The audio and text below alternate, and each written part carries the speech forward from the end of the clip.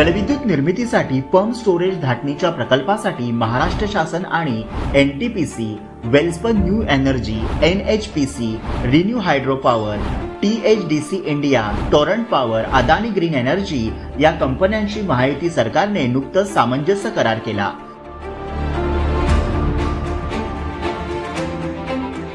ज्यामध्ये 62,550 इतकी रोजगार निर्मिती होणार आहे।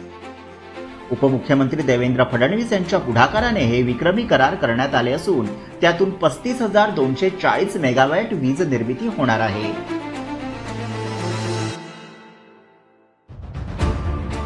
राज्यातील या प्रकल्पांमध्ये सुमारे 1,88,750 कोटी रुपयांची गुंतवणूक, तर राज्यात 2030 पर्यंत 50% वीज निर्मिती ही नैसर्गिक ऊर्जा स्रोतांमधून होणार आहे। या करारामुळे शाश्वत वीज निर्मिती आणि अर्थव्यवस्था वाढीस मोठा हातभार लागणार आहे। राज्याची एकूण वीज निर्मितीची स्थापित क्षमता 46,000 मेगावॅट असून 40,870 मेगावॅटचे पंप स्टोरेज क्षेत्रात वीज निर्मिती करार झाल्यानं हरित ऊर्जा क्षेत्रात राज्याचं हे मोठं पाऊल आहे। राज्यात सौर ऊर्जा निर्मितीतही लक्षणीय वाढ करण्यात येत आहे।